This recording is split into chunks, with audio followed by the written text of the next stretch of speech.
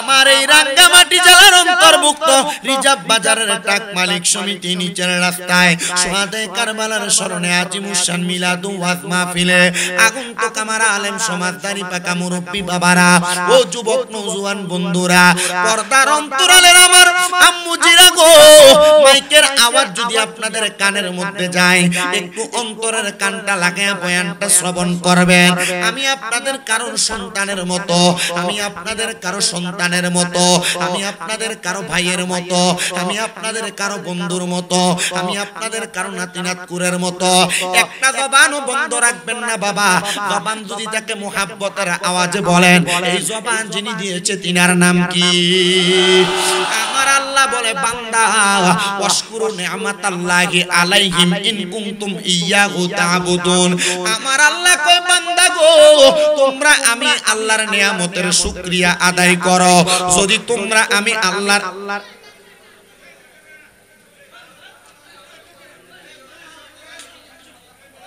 আপনারা একটু মনোযোগ দেন। মাহফিলের প্যান্ডেলে যারা বসে আছেন, এই একটা ভলান্টিয়ারও দাঁড়ায় থাকবে না, আপনি একটু মনোযোগ দেন। আমার মাহফিলের একটা স্বভাব হচ্ছে কেউ দাঁড়ায় থাকলে বসতে বলি না, বসে থাকলে দাঁড়াইতে বলি না। যার যেভাবে যেখানে দাঁড়ায়া যেখানে বসে ওয়াজ শুনতে মন চায় এভাবে শুনবেন, ঠিক আছে না? আপনি তাকে যখন বসতে বলবেন তখন এখানে একটা হইচই তৈরি হবে, ঠিক আছে না? এতটুক মনে রাখবেন, আল আদাবু খায়রুম মিনাজ যাহাবি ওয়াল ফিদ্দাতি। আদব হচ্ছে স্বর্ণ এবং রূপার চাইতে উত্তম।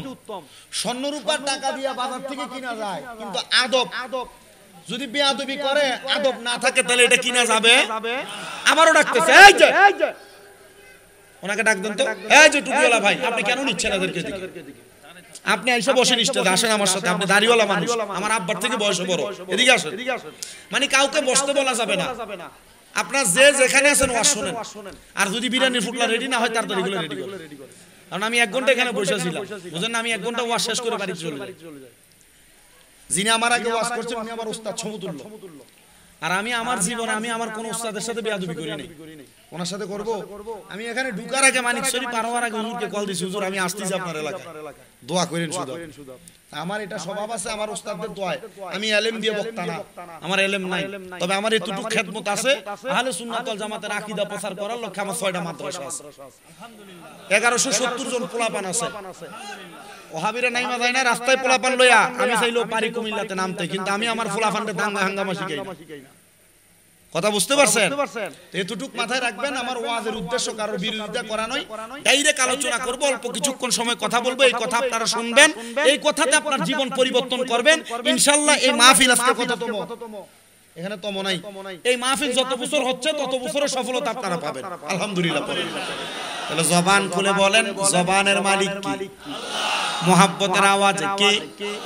আল্লাহ কয় বান্দা ওয়াশকুরু নি'মাতাল্লাহি আলাইহিম ইন কুনতুম ইয়্যাহু তা'বুদুন।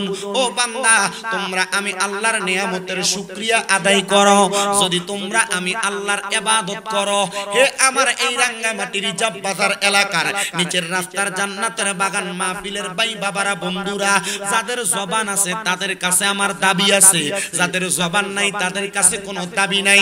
এবার আপনারা বলেন, নামাজ, রোজা, হজ, যাকাত, দান, সদকা, যত রকমের ইবাদত, এই সকল ইবাদত করি আমরা কার জন্য? ডান হাত তুলে জোরে ডাকবেন আল্লাহ, দুইটা হাত তুলে পড়েন ইয়া রাসূলুল্লাহ, উচ্চ কণ্ঠে পড়েন না ইয়া ওলি আল্লাহ। বন্ধুরে আমার, ও আমার মুরব্বী বাবারা, যুবক নওজোয়ান বন্ধুরা, আমার আল্লাহ তাআলার শুকরিয়া কেন আদায় করবেন? আমার আল্লাহ তাআলার প্যারা হাবিব মুহাম্মদুর রাসূলুল্লাহ সাল্লাল্লাহু আলাইহি ওয়াসাল্লাম নবী আমার বলে, উম্মতের দলেরা, দুনিয়ার জমিনের মধ্যে আল্লাহর কোন বান্দা যদি আল্লাহ তাআলার শুকরিয়া আদায় করে, আমার আল্লাহ তাআলা ওই বান্দাকে একটা পুরস্কার না, দুইটা পুরস্কার না, তিনটা পুরস্কার না, চারটা না, আমার আল্লাহ তাআলা 10-10টা পুরস্কার প্রদান করে। ইয়া রাসূলুল্লাহ, নবী গো, ও দয়াল নবীজি আপনার কাছে জানতে চাই আমার আল্লাহ কোন 10টা পুরস্কার দেয় আমার নবী ডাক দিয়ে কই উম্মত এক নাম্বার পুরস্কার আমার আল্লাহর শুকরিয়া আমার আল্লাহর প্রশংসা আমার আল্লাহর ইবাদত নামাজের মাধ্যমে কোরআন তেলাওয়াতের মাধ্যমে দান সদকার মাধ্যমে ভালো কাজের মাধ্যমে যদি কোনো বান্দা করে আমার আল্লাহ এক নাম্বার ওই বান্দার হায়াত বাড়ায়া দেয়। এ রাঙ্গামাটির বাবারা একটু মনোযোগ দিয়ে শুনবেন বাবারা, একটু অন্তরের কানটা লাগিয়ে শুনবেন। আপনার এলাকার কোনো মানুষ যদি হার্ট অ্যাটাক করে, কোনো মানুষ যদি স্ট্রোক করে, ওই মানুষটাকে যদি আইসিইউর মধ্যে ঢুকায়া অক্সিজেন মাস্কটা লাগায়া দেয়, প্রাইভেট হসপিটালের মধ্যে গেলে সর্বনিম্ন আপনার কাছ থেকে 10, 15, 20 হাজার টাকা নিয়ে যাবে 24 ঘন্টার জন্য। কিন্তু চিন্তা করে দেখেছেন বাবা আমার আল্লাহর বান্দা যখন আল্লাহর প্রশংসা করে আমার আল্লাহ বান্দার হায়াত বাড়ায়া দেয়। 2 নাম্বার আমার আল্লাহ তাআলা বান্দার রিজিক বাড়ায়া দেয়। রিজিক কোনটাকে বলে? যেটা আপনি খান, যেটা আপনি ইনকাম করেন, যেটা আপনি জমা করেন আমার আল্লাহ তাআলা বান্দার রিজিক বাড়ায়া দেয়। নামাজের মাধ্যমে, রোজার মাধ্যমে, হজের মাধ্যমে, যাকাতের মাধ্যমে, দানের মাধ্যমে, ভালো কাজের মাধ্যমে। কষ্ট হলে মনোযোগ দিয়ে শুইনা একটু বাড়িতে যাবেন। আমি জানি না আপনারা কোন ধরনের বয়ান শ্রবণ করেন। ও বন্ধুরে আমি আজকে আপনাদের কাছে স্বাভাবিক কোনো অবস্থায় ওয়াজ করতে আসি নাই। বাড়িতে আমার আম্মা জানের পিএলআইডি অপারেশন হয়েছে। আমার আম্মা জান আজকে 1 মাস 28 দিন বিছানায় পড়া। এই 1 মাস 28 দিনে আমি আজকের মতো দূরে কোথাও যাই নাই। আমি নিজের হাত দিয়া আমার মায়ের বিছানার প্রস্রাব পরিষ্কার করেছি, পায়খানা পরিষ্কার করেছি, নিজের হাতে খাবার খাওয়ায়া। আমি এই 2 মাসের মাথায় আজকে এত দূর আপনাদের রাঙ্গামাটিতে আসছি। শুধু দোয়া করবেন আমার আম্মা জান যেন হাঁটতে পারে, দোয়া করবেন আমার আম্মা জান যেন চলতে পারে। শুধু আপনাদের কাছে রিজিকের সন্ধানে নয়, আল্লাহ নবীর ক্যাম্বাসারি করার জন্য, আহলে বায়াতের 2টা কথা বলার জন্য হাজির হয়েছি। তাহলে মনোযোগ দিয়ে বলেন তো আমার আল্লাহ 1 নাম্বার হায়াত বাড়ায়া দেয়, 2 নাম্বার রিজিক বাড়ায়া দেয়, কামাই রুজি বাড়ায়া দেয়, 3 নাম্বার আমার আল্লাহ তাআলা ওই বান্দার যদি কঠিন কোনো রোগ থাকে, কঠিন কোনো বেমার থাকে আমার আল্লাহ শেফা দান করে দেয়। সুবহানাল্লাহ। এত আস্তে বলেন, কষ্ট হচ্ছে আপনাদের? আমি মাইক ধরি যাস 10টা। কয়টায়? আমি জানি এই 10টাই মাইক দিই। এখন দেখি আমি হোটেল কি না এটার নাম ইফশা। এই যে আমার ভাই আছে এখানে, ইউসুফ ভাই মালিক, মহব্বতের মানুষ, বললেন যে ওলামায়ে কেরামকে বড় মহব্বত করে। আমি বলছি কেন ওলামায়ে কেরামকে মহব্বত করবেন না? হব্বুল উলামাই হব্বুল্লাহ হব্বুর রাসূল। ওলামায়ে কেরামকে মহব্বত করবেন, আল্লাহকে মহব্বত করবেন, রাসূলকে মহব্বত করবেন। মারহাবা। আমাকে দাওয়াত দিয়ে দিয়েছে, কিন্তু যখনই আসবেন। এই যে আবার এটা কি ভাই না, কুদ্দুস ভাই, আব্দুল কুদ্দুস ভাই, উনি বলছে যে আপনি যখনই আসেন পরিবার নিয়ে আসেন, আর যেমনি আসেন ওলামায়ে কেরাম অনেকে আসে আমার বাড়িতে চলে আসবেন। আমি চিন্তা করি আমি ঘুমানোর সময় পাই না, আর আমার বউ নিয়ে ঘুরবো। আমার আম্মা জান অসুস্থ, আমি স্বাভাবিক অবস্থায় আপনাদের কাছে আসি না। কসম করে বলছি আমার 2টা ভক্ত, এদেরকে আমি আমার আম্মা জানের কাছে দিয়া তারপর বাইরে হইছি বাড়িতে। কথা বুঝতে পারছেন? ধইরা ওয়াশরুমে বাথরুম করার জন্য বসানো লাগে। আমি এই 2 মাস সময়ে আমার মনে হয় না আমি টানা 3 ঘন্টা এখনো পর্যন্ত ঘুমাইছি। কথা বুঝতে পারছেন? আমি 9 বছর ওয়াজ করি। এই 9 বছর ওয়াজের জিন্দেগিতে আমি আমার এই পরনের লুঙ্গিটা আমি ভালো করে ধুই নাই, আমার আম্মা ধুইয়া দিছে আমার। কথা বুঝতে পারছেন? আমার আম্মা যখন হসপিটালের বেডে ছিল, আমি যখন আলগি দিছি আমার আম্মাকে কান্না করে দিছি। কারণ কি, তুই তো নিজের জীবনে নিজের লুঙ্গি ধুইস না, তুই আমার আলগি দিছিস, এত ওজন জিনিস। আমার আম্মা কান্না করছে। আমি কইছি যে এটা কান্না করার বিষয় না তো। আমি আজকে 9 বছরে এখনো হয়তো কান্না করে আমার আম্মা। আমি এতটুকু বলতেছি, আমি এই 9 বছরের জিন্দেগিতে ওয়াজের জগতে আইসা এতটুকু বিশ্বাস আমার অন্তরে রাখি, আমি প্রত্যেকদিন 5 মিনিট হলো মা বাবার ওয়াজ করছি।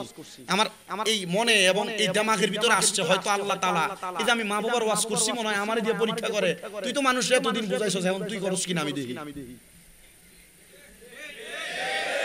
কথা বুঝতে পারছেন? আমার এমন হয়েছে আমি আমার স্ট্রেচার ঠেলছি আর চোখের পানি আমার বাইরে বাইরে পড়ছে। না আমি কখনো আমার মারে নিয়ে হসপিটালে ভাবে ধাক্কাধাক্কি করা লাগবে আমি জানি না। আমি এতটুকু দোয়া আপনাদের কাছে চাচ্ছি, আপনারা যদি দোয়া করেন আমি 2টা কথা বলবো, আপনাদের কি কষ্ট হবে? আপনারা কি মনে কষ্ট নিবেন?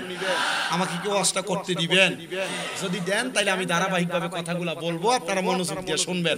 আমার কয়েকজনে কয়েকটা বিষয়, মিনিমাম 10টা বিষয় আমি পাইছি হোটেলে বসে থাকা অবস্থায়। তো আমি চেষ্টা করব সবগুলো বিষয়ের সম্মিশ্রণে আপনাদেরকে একটু কথা বলার জন্য। আপনারা কষ্ট নেবেন? আলহামদুলিল্লাহ, আল্লাহ যেন কবুল করে পড়েন, আমিন। আমার হারুন ভাই কি আমার সাথে দেখা করছিল? কোনটা হারুন ভাই? ও হারুন ভাই ডেক্সির কাছে, হ্যাঁ এটা নিয়ে আসেন তাড়াতাড়ি।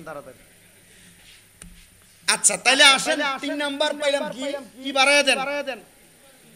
হ্যাঁ, হায়াতের পরে রিজিক, রিজিকের পরে বিমার থাকলে শাফা। কথা বলেন না, এটা নিয়ে হারুন ভাই।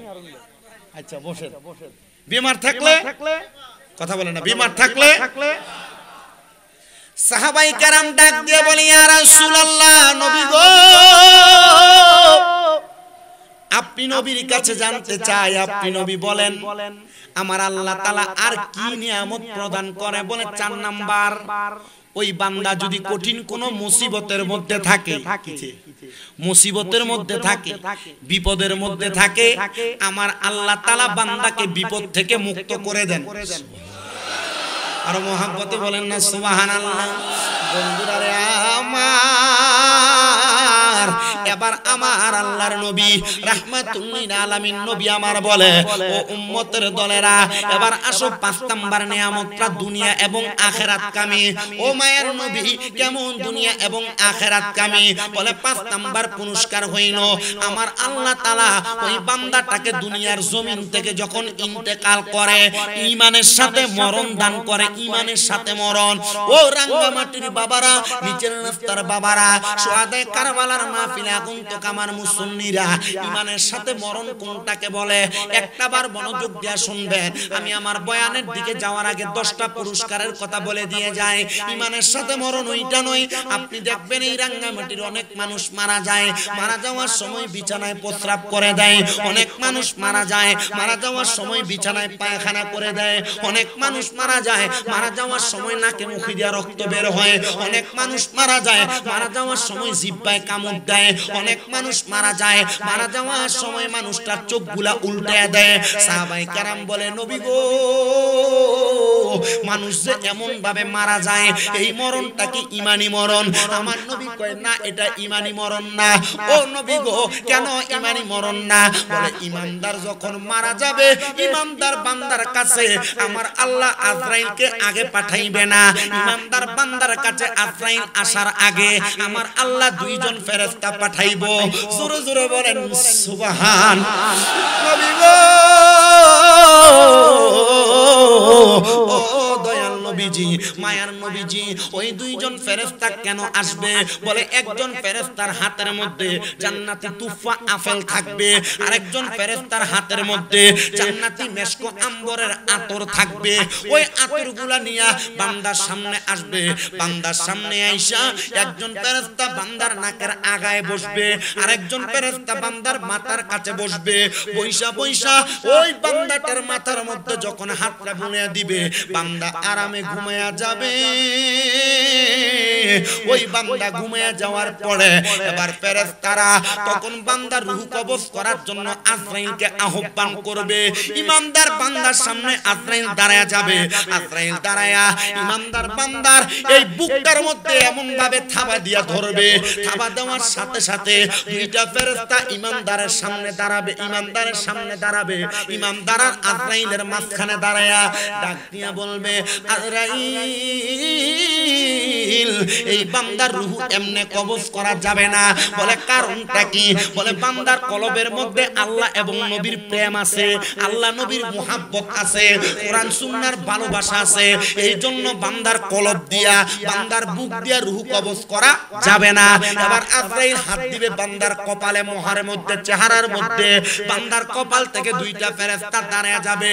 এই আজরাইল, ইমানদার বান্দার রূহ তো এই কপাল দিয়া কবজ করা যাবে না। কেন গো, কেন কবজ করা যাবে না? বলে, বান্দা এই কপাল দিয়া সিজদা দিয়া সুবহানা রাব্বিয়াল আলা বইলা আমার আল্লাহর প্রশংসা করেছে। রূহ কবজ করবে আজরাইল। আজরাইলের রূহ নেওয়ার ক্ষমতা নাই যদি ইমানদার হন। মারহাবা। কি হওয়া লাগবে? মরণে চেহারা মুবারক দেখায়ো, মরণে চেহারা মুবারক দেখায়ো, আকা কাছে বসে কালিমাটা পড়ায়া দিও, আকা পাশে বসে কালিমাটা, মরণে চেহারা মুবারক দেখায়ো, মরণে চেহারা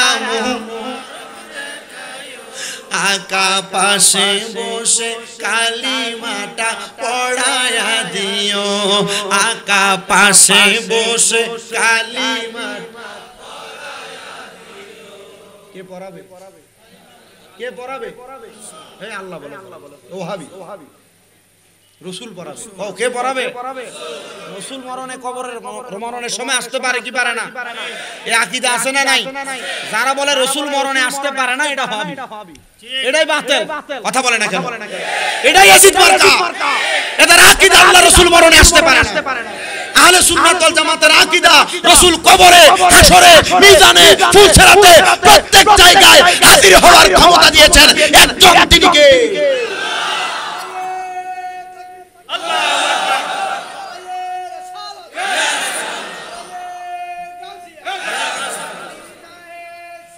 জিন্দাবাদ, জিন্দাবাদ, জিন্দাবাদ, শুহাদায়ে কারবালা। জোরে বলি মারহাবা। একটা বসে আছে জুম ধরে তাকবীর দেয় না, মুখে ঠাড়া বসে তাকবীর দাও। ঈমান দুর্বল হয়ে গেছে সুন্নিদের। সুন্নিদের ঈমান যদি দুর্বল না হইতো সুন্নিদের এতগুলা মাথার ভাঙা হইতো না। সুন্নিদের ঈমান দুর্বল হয়ে গেছে। সুন্নিরা এখনো পর্যন্ত বিরিয়ানি ডাক নিয়ে টানাটানি করে, মাজা সুন্নিরা এখনো চেষ্টা করছে না। সুন্নিরা মাথার ব্যবসা করে আর কতদিন খাবেন আপনি? আমি যখন আমার ভাইয়ের হোটেলে বসে আছি, আমি বলছি, আমার এক ভক্ত কল দিছে নরসিংদী থেকে। আমি বলছি, আমার বলতেছে হুজুর আমি মাজারে 1000 টাকা দিব নিয়ত করছি। আমি বলছি মাজারের লোকে মাদ্রাসা আছে? কয় নাই। আমি বলছি মাজারে দেওয়া জায়েজ নাই। কথা বলেন না কেন? এই যে সুন্নিদের এতগুলো মাজার ভেঙে ফেলতেছে, এটার কারণ কি জানেন? কারণ এই মাজার ব্যবসায়ী, এই যে খাদেমরা এতদিন পর্যন্ত মাজারে যা টাকা আসছে এর পকেট গরম করছে, বাড়ি বানাইছে। এ যদি মাজারের ভিতরে যত দান সৎকার টাকা আসতো, একটা মাদ্রাসা বানাইতো, যেই খারাপ লোক আছেন যে খারিজিরা, যে বাতিলপন্থীরা আহলে সুন্নাত ওয়াল জামাতের আউলিয়া কেরামের মাজার ভাঙতে আসে, মাদ্রাসায় যদি 200 ছাত্র থাকতো, যারা মাজার ভাঙতে আইতো 200 লাঠি লয়ে দৌড়ানি দিলে ফকিরনির ফুতাইতের ক্ষমতা ছিল? কি কথা কন না কেন? তাহলে যেই মাজারের লগে মাদ্রাসা নাই, এই মাজারের খাদেমতে ফকিরনির ফুলা। কথা বলেন না? কারণ সে ফকিরের ফলা না হলে মাজারে যে টাকা পয়সা, এটা খাওয়ার হক খাদেমের না, ফকিরের, মিসকিনের। উঠে যাচ্ছে কোন কষ্ট হচ্ছে? মাজারপন্থীরা ভয় পাইতেছেন? ভয় পাওয়ার কিছু না, আমি মাজারপন্থী। আমার আব্বা মুজিবুল বসন মাঝবান্ডারে হুজুরের ভাইয়া, সুবহানাল্লাহ, মারহাবা নাই। আমার পুরো বংশ সুন্নি, আমার পুরো এলাকাতে একটা ওহাবি নাই। যা একটা উঠতে লাগছিল এটা কাইটা দিছি পুরা দিয়ে। গতকালকে আমার এলাকার মসজিদে 6 ডেক রানছে বিরিয়ানি। কয় ডেক? মানে এলাকা অনুযায়ী 6 ডেক, এটা বেশি এলাকার জন্য। কথা বুঝতে পারছেন তো? আপনি বলছি না আমি যে মাদ্রাসা করছি, আমার মাদ্রাসার এক ছোট ছোট বাচ্চা এগুলো এক একটা ধরে ধরে ফিরাইতে পারবে। কথা বুঝছেন? কাদেরকে বিড়াবে? আমার মাদ্রাসার ছাত্র যারা, আলহামদুলিল্লাহ, আমি বলছি না 6টা মাদ্রাসা, আমার প্রত্যেকটা ছাত্র এখনো পর্যন্ত যেটা নুরানিতে পড়ে, এটা এখনো পর্যন্ত জানাজা পড়াইতে পারে। যেটা ছোট বাচ্চা আমার মাদ্রাসার, এই ছোট বাচ্চা এখনো পর্যন্ত মিলাদ কিয়াম করতে পারে। আমাকে এক লোক বিদেশ থেকে আসছে, দুবাই থেকে, ওনার ছেলে আমার মাদ্রাসায় পড়ে। বাড়িতে যাওয়ার পর বাপ আসছে, ঘরে ঢোকার সময় মুনাজাত করে, খাবারের পর মুনাজাত করে, দোয়া করে, ও হুজুর আমার আর কিছুর দরকার নাই, টাকা আরো নেন, আমার ছেলেকে আপনার কাছে রেখে দেন। এর থেকে বেশি আর কিছু চান সন্তান থেকে? কি চান আপনি? আলহামদুলিল্লাহ, আমি যখন আসার পর দেখলাম যে আপনাদের এখানেও ছাত্ররা কোরআন তেলাওয়াত করতেছে, তার পড়ার লাহান আলহামদুলিল্লাহ বড় সুন্দর, বড় সুন্দর তার পড়ার লাহান। আল্লাহ যেন প্রত্যেকটা ছাত্রকে তালিবুল ইলম রাসূল পাক সাল্লাল্লাহু আলাইহি সাল্লামের এক একটা সৈনিক হিসেবে কবুল করে, পড়ে না আমিন। যে কথা যেটা বলতেছিলাম আপনাদেরকে, মরার সময় নবী আসতে পারে কি পারে না? আকীদায় আছে তো এটা, বিশ্বাসে আছে তো এটা। নবী যার আসতে পারেন এটা ঈমানদার না, যে বলবে আসতে পারেন এটা কি না। গভীর মনোযোগ দিবেন। কষ্ট হচ্ছে আপনাদের?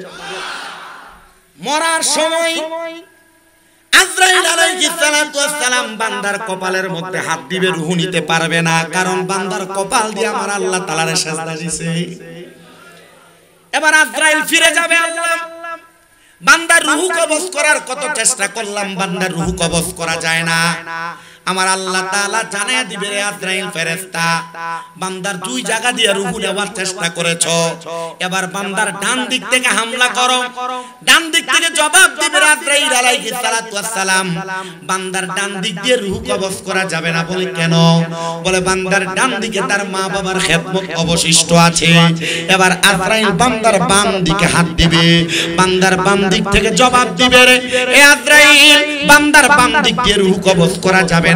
বলে কারণটা কি? কারণটা কি? বলে বান্দার বাম কাঁধের মধ্যে বান্দার দান এবং সদকার ফজিলত গুলো, বরকত গুলো আছে, এই জন্য বান্দার বাম দিক দিয়ে রূহ কবজ করবে না।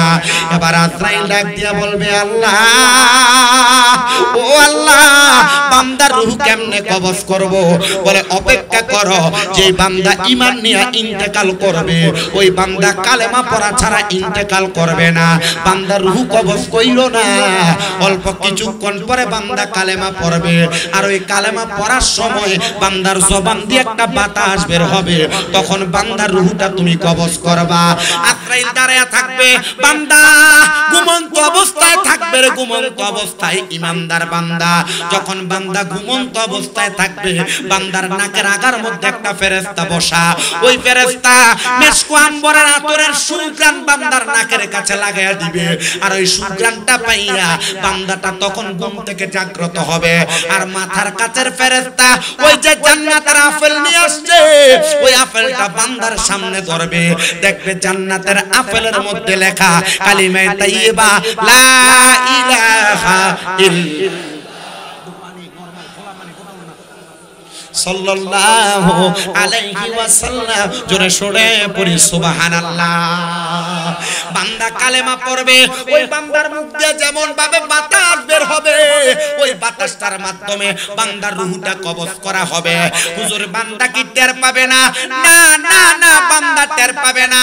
হায়রে, ছোট একটা বাচ্চা দুধের জন্য কান্না করলে তার মা তার মুখের মধ্যে দুধ দেওয়ার পরে ওই বাচ্চা যেমন ভাবে ঘুমিয়ে যায়, ঈমানদার বান্দা তেমন ভাবে ঘুমিয়ে যাবে, বান্দা টের পাবে না, টের পাবে না, টের পাবে না।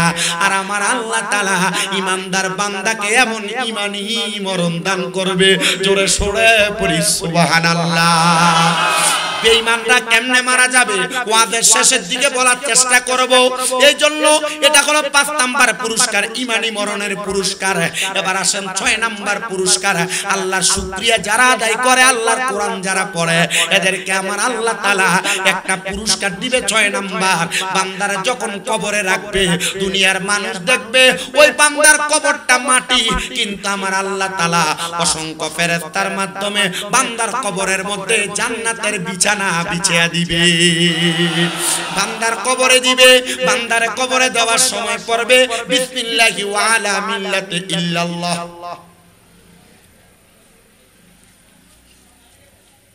জবাব নাই। মিল্লাতে রাসূলুল্লাহ, জোরে জোরে জোরে, মিল্লাতে। এরা না বলে নবী মরে গেছে, এরা না বলছে নবী পচে গেছে, এরা না বলছে নবী দুঃখগুণে ভরা মানুষ, এরা না বলছে নবী মদিনায় আছে, নবী বাংলাদেশে আসে না। তো মিল্লাতে রাসূলুল্লাহ বলে তোমার কোন আব্বার কাছে দাও? কথা হয় না। এই যুবক ছেলেরা, ঈমান মজবুত করো। যারা বলে নবী মরে গেছে, নবী পচে গেছে, নবীর রওজা মুবারক থেকে কোথাও আসার কোনো ক্ষমতা নাই, তাদের থেকে তোমরা দূরে থাকবা। কারণ নবী যদি কবরে না আসতে পারে ওই নবী তোমার হাসরে কেমনে সাফায়াত করবে? নবী কবরে আসবে, নবী কবরে আসবে, এই আকীদা নিয়ে ইন্তেকাল করো। নামাজ রোজা হজ যাকাত যদি কমও থাকে আল্লাহর নবী তোমাকে ইমাম থাকার কারণে সুপারিশ করবে। আখলিস দিনাকা ইয়াকফিকাল আমালুল কলিল, অল্প আমল নাজাতের জন্য যথেষ্ট হয়ে যাবে। নবীর শাফাত পাবে, শাফাত পাবে। কারা কারা চাই হাত তুলে আল্লাহকে দেখা দেয়।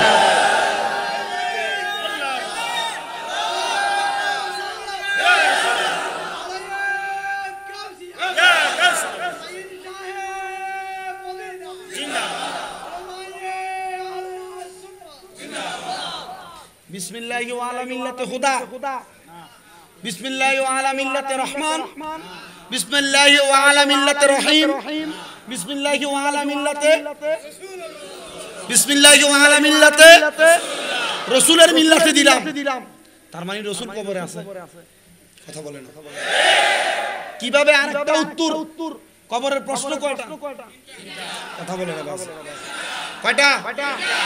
মান রব্বুক ওমান দিনুকা ওমান হাজার রাসূল। এই ব্যক্তিকে চিনো কিনা? এটা কে? কথা বলেন এই ব্যক্তি কে? মুহাম্মাদুর। তো মদিনায় আছে, তো কবর তো দিছে রাঙ্গামাটির মাটিতে, তো রাঙ্গামাটির মাটিতে মাটির নিচে রাসূল যে আসবে জিজ্ঞাসা করবে ওমান হাজার রাসূল, ওনাকে চিনো কিনা? তো মদিনার রাসূল রাঙ্গামাটি আসবে কিভাবে? রাসূল না মরে গেছে বলছেন, তো রাঙ্গামাটি আসবে কিভাবে? আকীদা শক্ত করো। কথা কয় না? আর আপনি নিয়ে এদের কোরআন তেলাওয়াত সুন্দর এদের মাদ্রাসায় দিচ্ছেন। কি আপনার ছেলে মরার পর বলবে দোয়া নাই, জানা জানা না, জানা যা আছে বলে কিন্তু নাই বলে না, ওই দোয়া নাই, এটা বলে মুনাজাত নাই। কিন্তু আল্লাহর নবী হাদিস বলে ইজা সাল্লাইতুম আলাল মাইয়িতি ফাখলিসু লাহু দুআ, যখন তোমরা মৃত ব্যক্তির জন্য নামাজ পড়ো অথবা তার জন্য দোয়া করো। মৌলবী কয় দোয়া নাই। কথা কয় না? আমি কারোর গালি দিচ্ছি কোন, বিরোধিতা করছি কোন? আমি আপনাকে সহিহ আকীদার দাওয়াত দিচ্ছি, আপনি আসেন, সহিহ আকীদার কথা শুনেন। ভালো না লাগলে আমাকে ধরেন। যদি কোন আলেম সমাজ শুনেন নবী মরে গেছে আপনি বলেন আসেন আমাকে এখন ধরেন। যদি কোন আলেম সমাজ বলেন নবী কবরে আসবে না, আমি এখন আছি রাঙ্গামাটিতে, ধরেন আমাকে, বুঝায় দেন আমাকে নবী কবরে আসবে না। এখান থেকে জুতার মালা গলায় নিয়ে চলে যাব কুমিল্লায়। তবে একটা কথা মনে রাখবেন, যদি প্রমাণ না করতে পারেন এখানে তওবা করে নবীর উপর এমন আকীদা রাখবেন নবী মরে না, নবী ইন্তেকাল করেছেন। ইন্তেকাল মানে মরা না, স্থানান্তরিত হওয়া। রওজা মুবারকে রাহমাতুল লিল আলামিন নবী জিন্দা জিন্দা জিন্দা, আসার ক্ষমতা আছে না? ও সারা রাত করা লাগবে বলেন আপনি? আমার এলএম কালাম নাই, আমি আগে বলছি। আমাদের কুমিল্লা ইসলামী আলিয়া মাদ্রাসার অধ্যক্ষ ছিলেন আল্লামা মুফতি আব্দুল মতিন হুজুর। হুজুর বলছে তোর এতটুক সাহস আছে যে আকীদার ব্যাপারে তুই কারোর সারস না। আপনারা দেখছেন না ওহাবিরা আমারে ধরছে যে, দেখেন নাই? আমার সাথে কত আচরণ করছে দেখেন নাই? আমার সাথে কত বাজে আচরণ করছে দেখেন নাই? কতবার গাড়ি ভাঙছে দেখেন নাই? আমি কি পারতাম না আমি তাদের সাথে জবাব দিতে, একটা কথা বলতে? আমি এখানে একা, আমি 100 জনের সাথে কি করব? আমার ফিডাই বক্তা বানাইবে। কথা বলেন ফিডাই কি করবে? বক্তা বানাবে। এর আরে ফিডাবেন? আলহামদুলিল্লাহ বলে না। সুন্নিরা পিডায় না, সুন্নিরা যদি পিডাইতো ইমাম হোসাইনও কোবাইতো। কথা কয় না কেন? ইমাম হুসাইন শাহাদাতের বিনিময়ে তো আমাদেরকে জান্নাতে নিয়ে যাবেন। ওয়াজে যাচ্ছি, কারবালার মাহফিল, তো কারবালার ওয়াজ না করলে হক আদায় হবে না। তা আমারে এক লোকে বলছে যে হুজুর কারবালার ওয়াজ সবাই করে, একটু ভিতরের ওয়াজটা আছে একটু করা যায় কিনা দেখেন। এই কথা বলেন না কেন? আমি চেষ্টা করব, আমি তো মূর্খ মানুষ, পারি না এতটা বেশি, তো চেষ্টা করছি আপনাদেরকে বলার জন্য। তার মানে আসেন কবরের ভিতরে যখন আপনাকে রাখবে বিসমিল্লাহি ওয়া আলা মিল্লাতে, তার মানে কবরের ভিতরে রাসূল, এই আকীদা আছে তো, বিশ্বাস আছে তো, তাহলে ওয়াজ করলে কাজে লাগবে না, কাজে লাগবে না। এই কবরে তুমি কি সাউন্ডটা ধরতেছ নাকি? এই যে ধরতেছ, এটা হচ্ছে সুখে থাকলে ভূতে গিলায়। আল্লাহ দোহাই তুমি আমার ডিস্টার্ব, এটা তো ডিস্টার্ব এতক্ষণ দেন না। কি বলে আপনি বসেন, সবাই একটু দুরূদ শরীফ পড়েন। সালাতুন ইয়া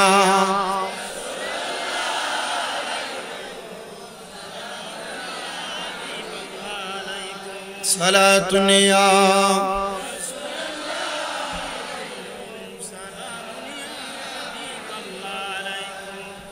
সালাতুনিয়া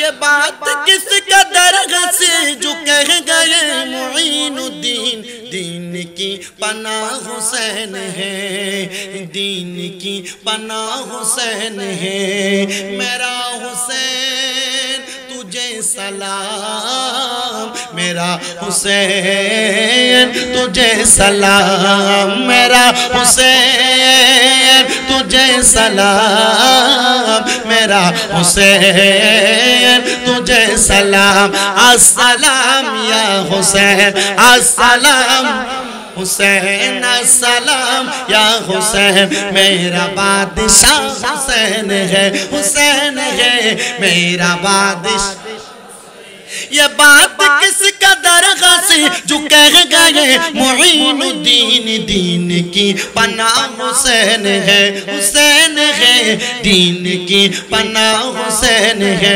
मेरा हुसैन तुझे सलाम मेरा हुसैन तुझे सलाम मेरा हुसैन तुझे सलाम मेरा हुसैन तुझे सलाम अस्सलाम ज़ुरा या हुसैन अस्सलाम या हुसैन मेरा बादशाह हुसैन है मेरा बादशाह একটা জবানও বন্ধ রাখবেন না চিৎকার মেরে বলেন আল্লাহু আকবার ও বন্ধুরে ও রাঙ্গামাটি এলাকার বাবারা একটু মনোযোগ দিয়ে শুনবেন ওই কবরে রাখার পরে আপনার কবরে মাটি দিবে মিনহা খলাকনাকুম ওয়া ফিহা নুইদুকুম ওয়া মিনহা নুখরিজুকুম তারাতান উখরা দেখবেন মৌলভী সাবরা আপনারা কত সুন্দর বাক্যের অনুবাদ শোনায় আল্লাহ মাটি দিয়া বানাইছে মাটিতে প্রবেশ করাবে মাটি থেকে বের করবে আলেম সাহেব আমার পাশে আবু নওশাদ নঈমি আশরাফি হুজুর রোজি গাইবেন হুজুর মিনহা খলাকনাকুম ওয়া ফিহা নুইদুকুম ওয়া মিনহা নুখরিজুকুম তারাতান উখরা এই পুরা আয়াতের মধ্যে মাটির কথা একবারও নাই কথা বলে না কি নাই পুরা আয়াতের এই অংশে মাটির কথা একবারও নাই কিন্তু মিনহা জমির দিয়া বুঝাইছে আয়াতের আগের দিকে মাটির কথা আছে ও মুসলমান ওই কবরে আপনাকে দেওয়ার পর যখন দোয়াটা পয়রা আয়াত পয়রা কবরে রাখবে ওই কবরের মধ্যে কোনো মোমবাতি দিবে ভিতরে কোন লাইট দিবে হ্যালোজিন দিবে মাত্র 30 টাকার বাল্ব দিবে না কোনো কিছু দিবে না কিন্তু রাহমাতুল লিল আলামিন নবী কয় 7 নাম্বার পুরস্কার ওই কবরের মধ্যে আমার আল্লাহ তাআলা নূরের একটা আলোর বাতি জ্বালায়া দিবে ও মুসলমান নূরের একটা আলোর বাতি জ্বালায়া দিবে ওই কবরের মধ্যে যখন বাতি দেওয়া হবে এবার আপনার 8 নাম্বার পুরস্কার কবরের মধ্যে ফেরেশতা আসে 2 জন কয়জন কথা বলে না কয়জন 2 জন ফেরেশতা আগমন করে সম্মানিত 2 জন ফেরেশতা বান্দার চেহারার দিকে তাকায় বান্দারে সওয়াল করবে না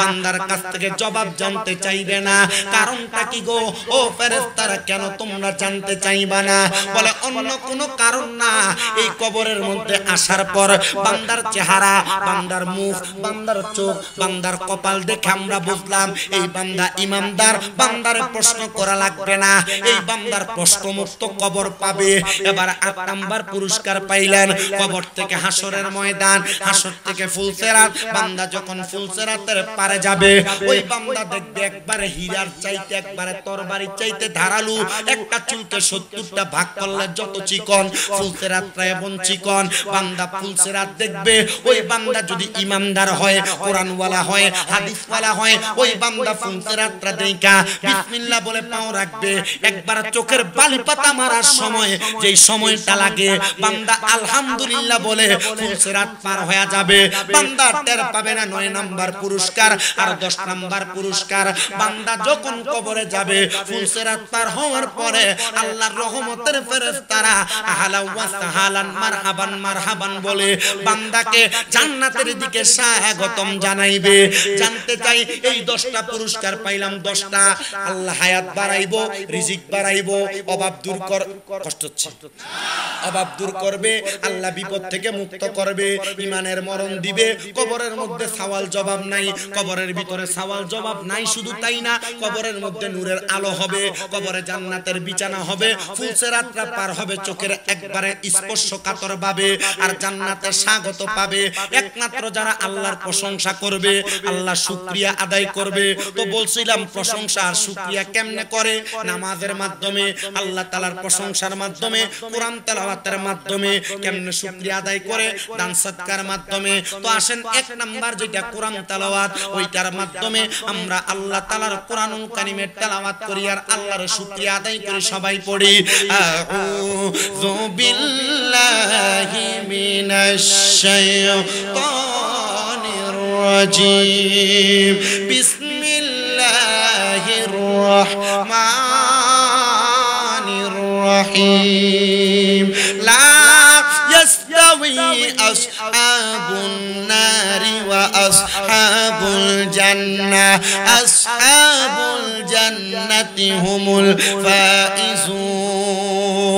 وقال في حديث الشريف عن أنس رضي الله تعالى عنه قال سمعت رسول الله صلى الله عليه وسلم يقول إن من أشراط الساعة أن يرفع العلم ويكثر الزنا ويكثر الزنا ويكثر شرب الخمر ويقل الرجال ويكثر النساء حتى يكون لخمسين امرأة القيم الواحد متفق عليه أو كما قال عليه الصلاة والسلام. وقال في حديث الشريف قال النبي صلى الله عليه وسلم الحسن والحسين سيد شباب أهل الجنة أو كما قال عليه الصلاة والسلام.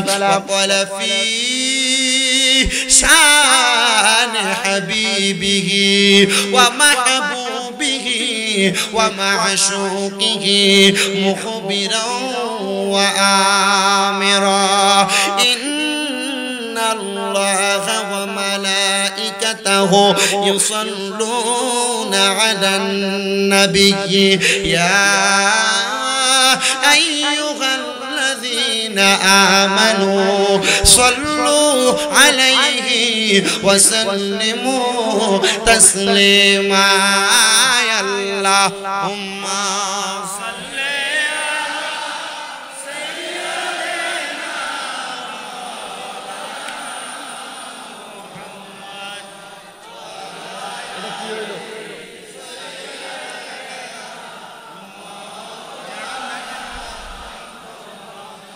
জবান খুলে পড়ি আল্লাহুম্মা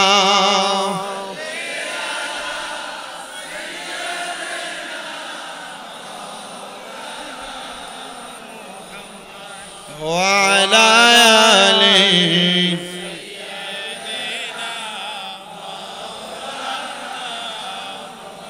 নবীজি আপনার ভালোবাসায় জীবনের গুনাহ ঝরে যায়। নবীজি আপনার ভালোবাসায় ওয়াসাল করনি জুবা পায়। আল্লাহ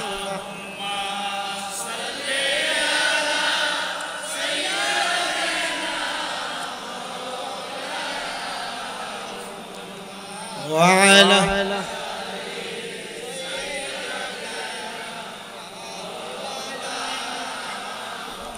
শিখাইয়া প্রেম খেলা কইলু কাইলা কামলিওয়ালা একবার দেখা দিয়া মিঠাও জালা মুহাম্মদ ইয়া রাসূলুল্লাহ। আল্লাহ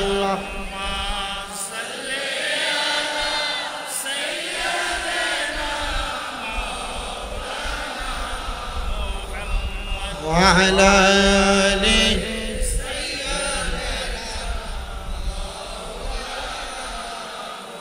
محمد لا إله كلمة لا إله لا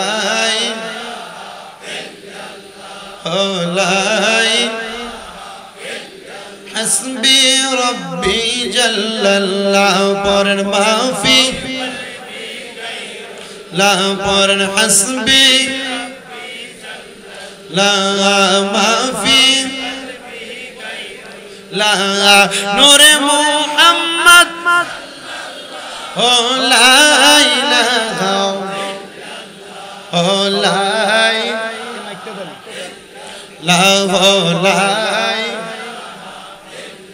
লাও পর নামাজ রোজা চাইরো না কেহ মা বাবার খেদমত চাইরো না পর নামাজ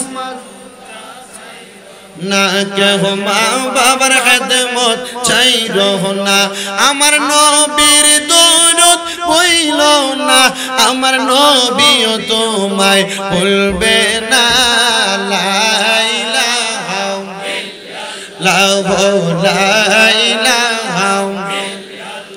হায়রে অনেক দূরে মদিনা আমরা কেমনে যাব জানি না দয়াল আল্লাহ করেন নসিব করেন মদিনা লা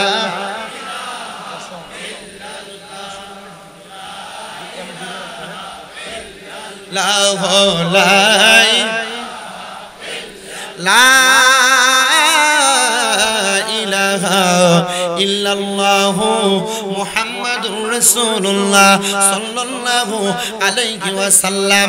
হে আমার রাঙ্গামাটির রিজার্ভ বাজারের এই সুহাদে কারবালার স্মরণে আজি মুশান মিলাদ মাহফিলের বাবারা, আমরা মাহফিলের তাবারুকের ব্যবস্থা আছে সবাই জানি, কিন্তু উদ্দেশ্য তাবারুক না, উদ্দেশ্য জীবনের গুনাহ মাফ করানো। কথা বলেন না ঠিক কি না? ও বন্ধু গো, জীবনের গুনাহগুলা কেমনে মাফ করবেন? আল্লাহর নবী রাহমাতুল লিল আলামিন নবী বলেন লিকুল্লি শাইইন সিকালা, প্রত্যেকটা বস্তুকে পরিষ্কার করার এক একটা মাধ্যম আর যন্ত্র আছে। সাহাবায়ে কেরাম বলে নবী গো, আপনার উম্মত গুনাহ করবে, এদের কলবের মধ্যে গুনার দাগ পড়ে যাবে, তাদের কলবের গুনাহগুলা কেমনে মাফ করাইবো? আমার নবী ডাক দিয়া কয় ওয়াসিকালাতিল কুলুবি যিকরিল্লাহ, উম্মতের কলবের ময়লা পরিষ্কার করার যন্ত্র হলো আল্লাহ নামের জিকির। আসেন চোখটা বন্ধ করে দিয়ে মুহাব্বতের আওয়াজে একসাথে এক সুরে আল্লাহ তাআলার ইসমে জাতের জিকিরের তালিম নেন। আল্লাহ আল্লাহ আল্লাহ আল্লাহ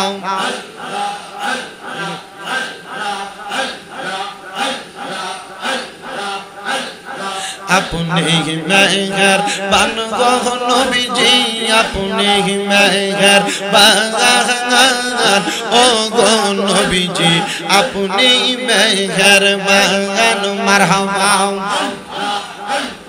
नयने एक बार देखिले जुराइताम परान ओ गो नबीजी, अपनी मेहरबान मरहबा अल्लाह अल्लाह, अपनी अल्लाहर प्रिय गो हाबिब, अपनी दया बागान, अपनी अल्लाहर प्रिय गो हाबिब, अपनी दया বাগান, আপনাকে দেখাইতে গো আল্লাহ বানাইছে জাহান ও গো নবীজি, আপনি মেহের বাগান মারহাবা আল্লাহ আল্লাহ।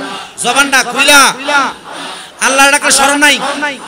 আল্লাহ কত কষ্ট করলা গো নবীজি ওহুদের ময়দান, কত কষ্ট করলা গো নবীজি ওহুদের ময়দান, দন্ত মুবারক শহীদ করলো কাফের বেঈমান ও গো নবীজি, আপনি মেহের বাগান মারহাবা আল্লাহ আল্লাহ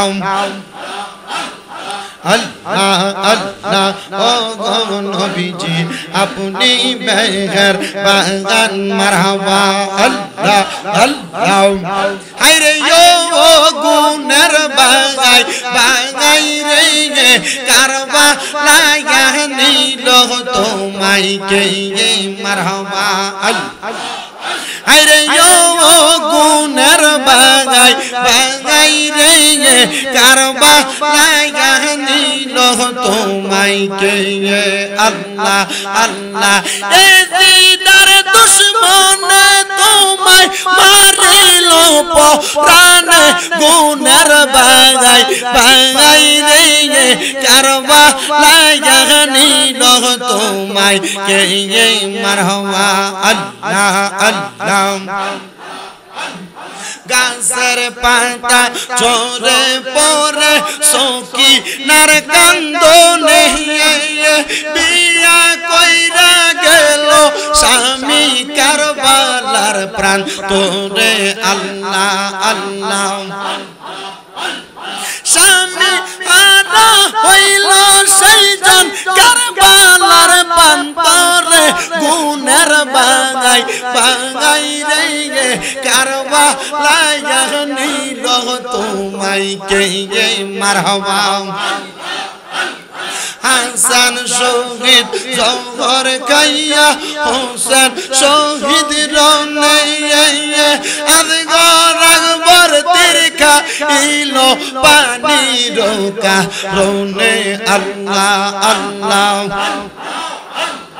হাসান শহীদ জহর খাইয়া হোসেন শহীদ রনে আদগো রাগবর তিরকা ইলো পানি রোকা রনে আল্লাহ আল্লাহ জয়নালকে বন্দি করিল এদিদার শয়তান গুনার বাঙাই বাঙাই রে কারবালায় নিল তোমায় কে মাশাআল্লাহ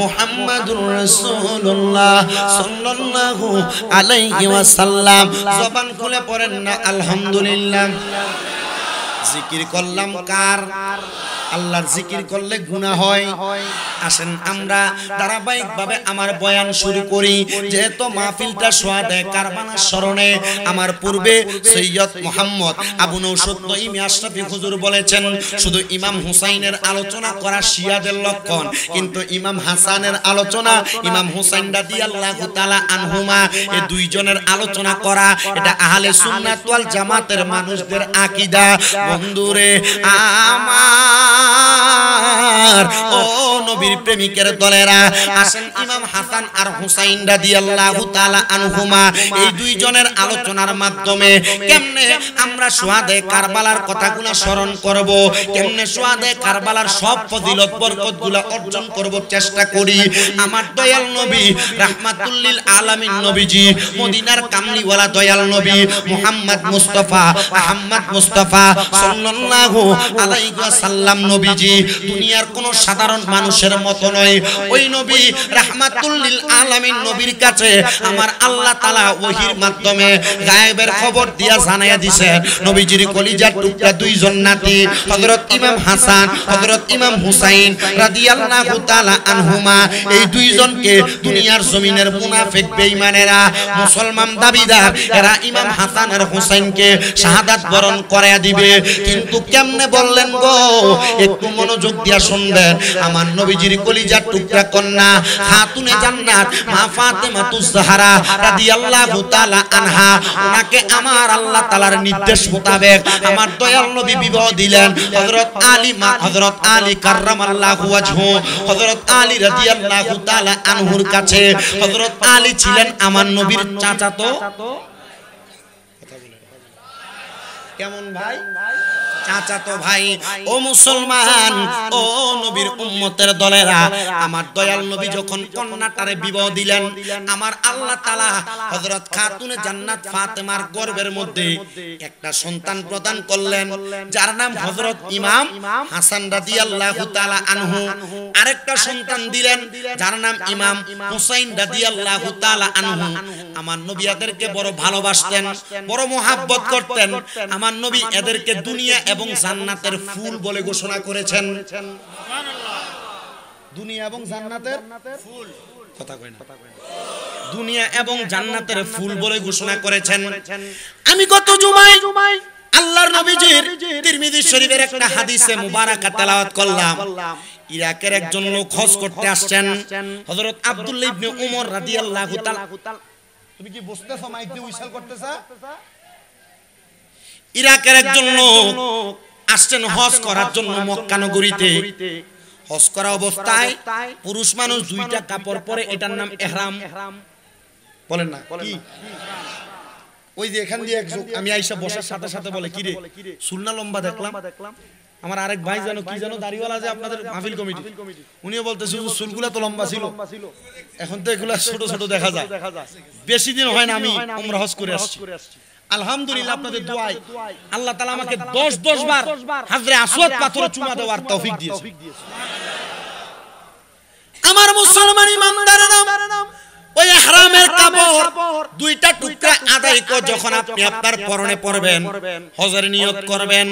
হজের নিয়ত করার পরে কোন মুহাইস, কোন হাজি সাহেবান কখনো কোনো পিঁপড়া মারতে পারবে না, কোন মশা মারতে পারবে না, কোন মাছি মারতে পারবে না। তার জন্য এটা হারাম। যদি এই কর্মটা করে ফেলে তাইলে এই ব্যক্তিটা দম দেওয়া লাগবে। দম মানে একটা উট কুরবানি দেওয়া লাগবে, একটা গরু কুরবানি দেওয়া লাগবে, দম দেওয়া লাগবে।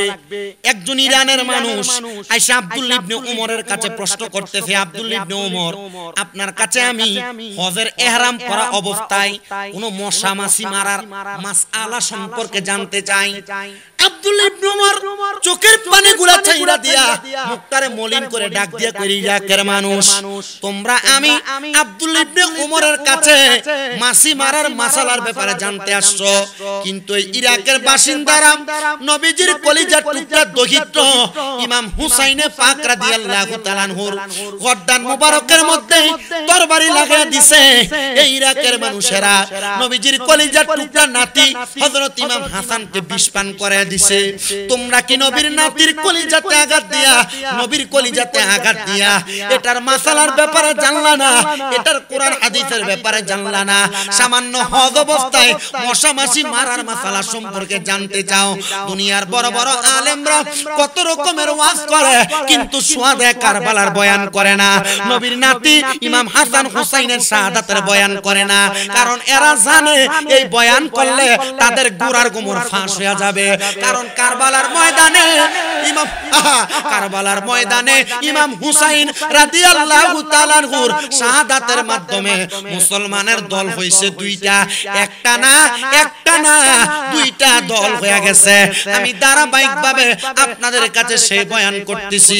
আমার নবীজি রাহমাতুল লিল আলামিন নবীজি যখন দুইটা সন্তান আগমন করলেন খাতুনে জান্নাতের গর্ভ থেকে, আমার নবী একদিন খাতুনে জান্নাত ফাতেমার নবীর হুজরা মুবারকে ডাকলেন, নবীর ঘরের মধ্যে ডাকলেন।